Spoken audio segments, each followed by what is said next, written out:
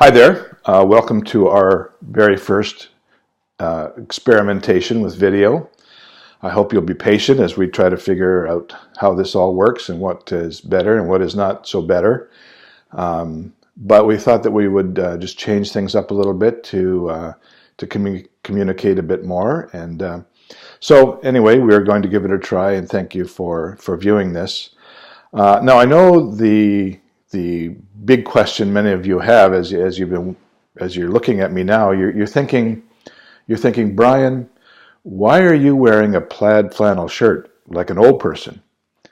And really, there's a couple of reasons why I am wearing a plaid flannel shirt like an old person.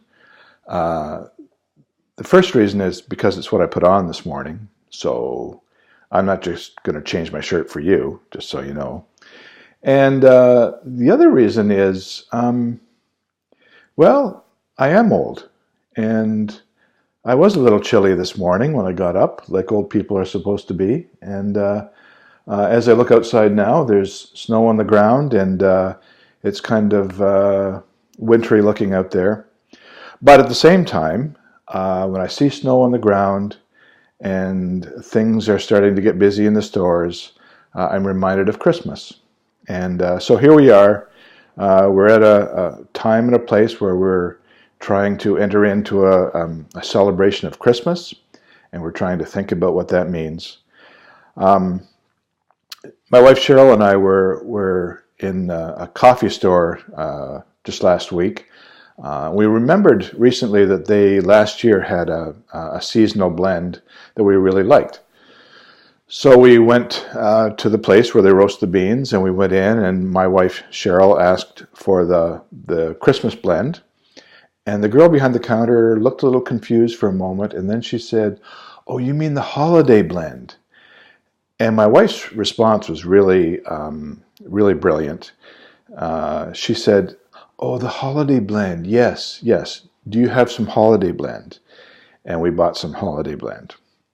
So I think you know where I'm going with this. It's kind of like one of the things that I don't think that we should be about is fighting over, is it Christmas or is it the holidays? Is it this or is it that? Should we have this? Should we not do this?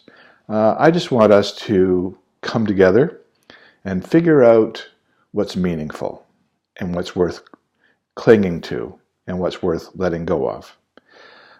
Sometime in the future, I'll probably write about Christmas versus holidays. But for now and for our purposes, this is Christmas. And we've decided, as I said, to change things up a little bit and bring a video through the Advent season so that we can celebrate and look forward to Christmas together. The other thing I want to say is that you may or you may not believe in the Christmas story, in the literal historical story of God coming to earth and being born in a manger and all those kinds of things. But you know, it's kind of like some of these cheesy Christmas movies we've been watching recently, where you really have to suspend your imagination or suspend your reality and use your imagination a little bit. And think about things perhaps a little differently than we think about everyday life. Or like a child believing in Santa Claus. Remember how that felt?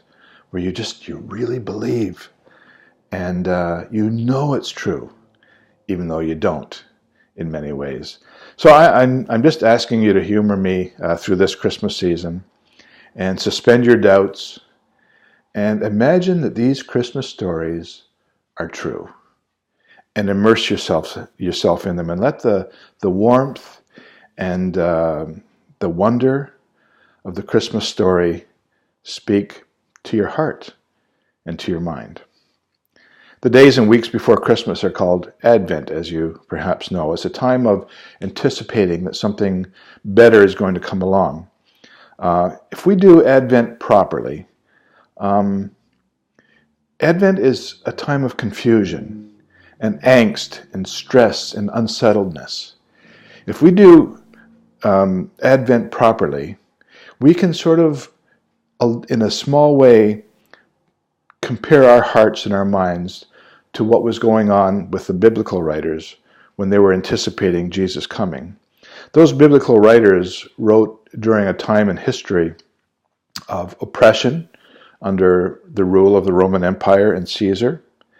It was a time of high taxes, of domination. It was a time of disease and slavery. It was a time when there wasn't even a middle class like we have now. There was two classes. You're either extremely wealthy and powerful, or you're poor and don't have power. If we do Advent properly, we probably should watch the news more, whether we want to or not, and have a look around the world at the dictators and the wars and the malnutrition and the terrorism and the death and the politics and all the icky stuff that we see around us. We probably should let the truth settle in that the world left on its own is kind of hopeless. And that it's really difficult for the world to fix itself. In spite of trying so hard all the time, we find ourselves so often back at square one, where there's oppression and war and addiction and hurt. If we did Advent properly, it would be time for us of hoping in the same way for something more, something divine to intervene in our lives.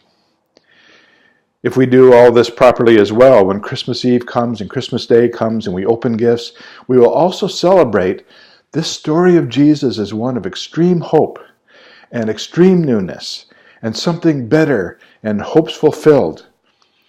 God coming to earth is pretty significant if you believe in it. And so when Christmas Eve and Christmas Day come, I want to invite you as well to take that time to really, really celebrate and be joyful and enjoy that time together with your family, with friends, but especially just simply celebrating this gift of Jesus, this gift of hope that we've been given. God was made into flesh, into humanness, and lived among people like you and me for a reason. God was born as a baby and placed in a manger and lived during a time of oppression, as I mentioned earlier.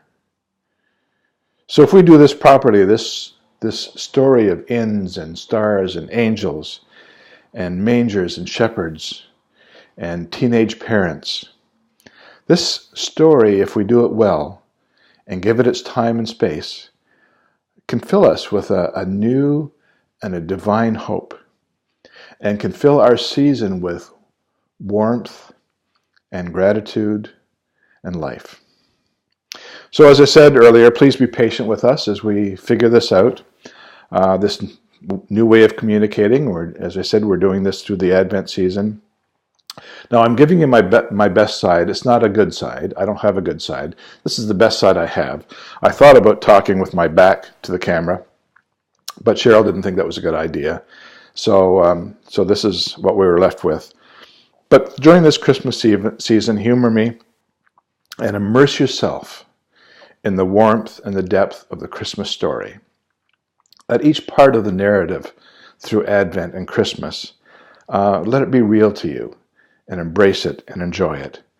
Find a way to search for a personal connection to it. Find yourself in the story and look for ways for the stories to be real to you. There's a reason why the story of Christmas has endured for centuries in the special way that it continues to be. It's an old story, but it's always new, and it's new for us. So thank you. God bless you. We will see you again very shortly.